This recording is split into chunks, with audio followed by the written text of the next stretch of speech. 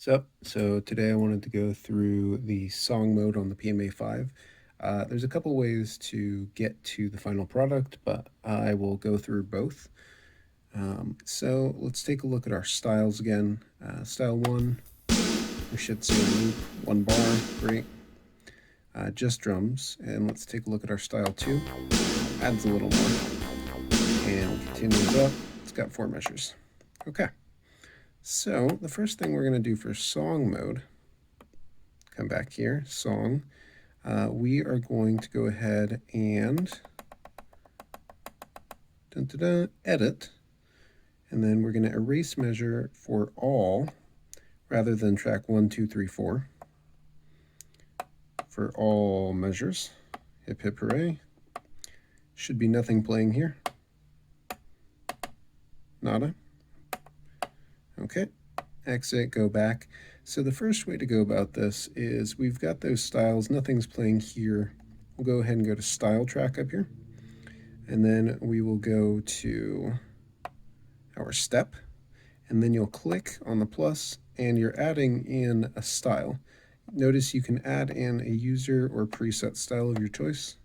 We're going to start by adding in 1, and remember 1 was 1 measure. Add in another one. And add in the 2, which takes up the 4 bars. Great. So when we play this, we should hear, go back to the beginning, drums, drums, more, and it'll end after the 4 measures. And come back. Go. Isn't that lovely?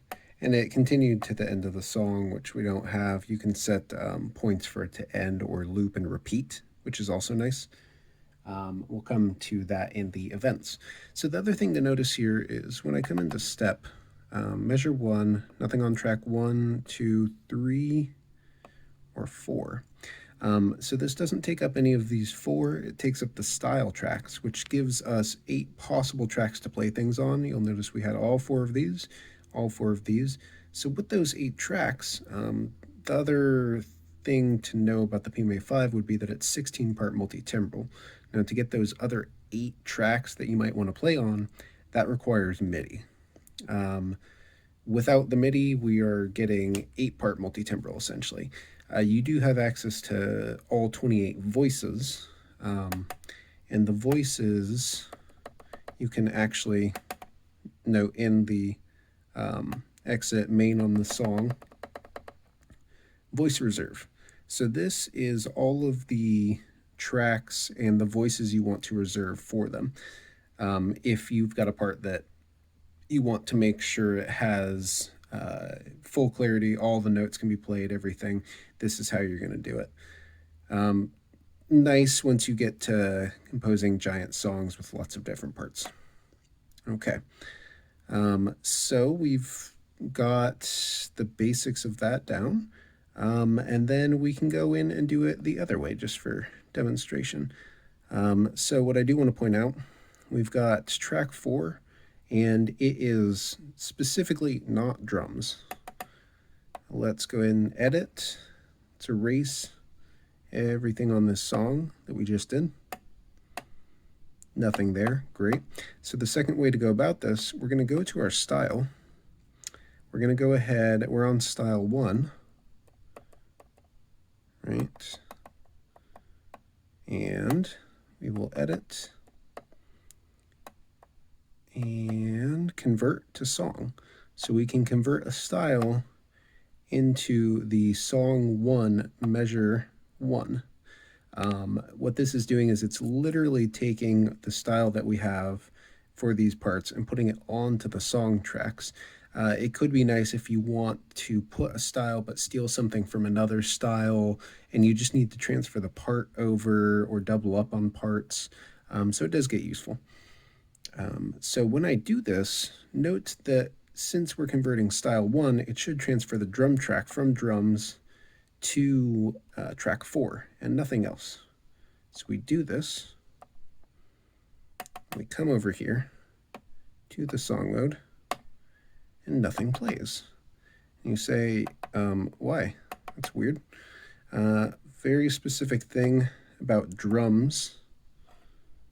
This is just something you have to know. You have to change track 4 to drums, save it, come back. Let's do this again. Convert song 1-1. Now it works. Beautiful. It is very specific in that for track 4, to get the drums from a style, it has to be set to drums already. Slightly annoying, but fair enough. Just something to know. And then likewise, we can do this again. So we've got edit, convert song. Let's do 2, song 1, measure 2. So now we're doing the same thing essentially, where we're putting the second style in the next measure. Come back to our song, beginning, drums. Now that's our style 2. Is it extremely useful? Going to use that all the time? Absolutely not. But there will come a time when you want to steal one part of something, and that's how you do it.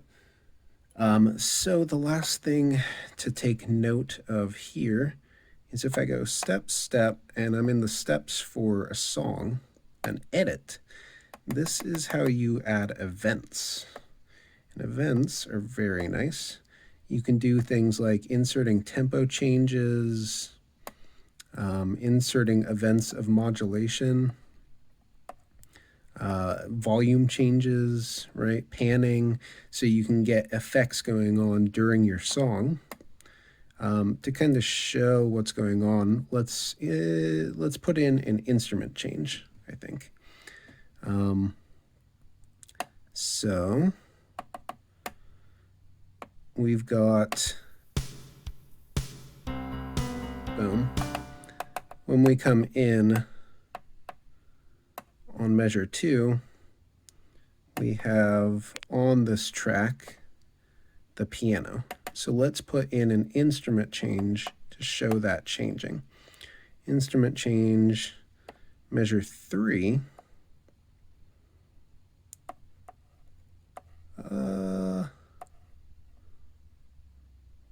Marimba.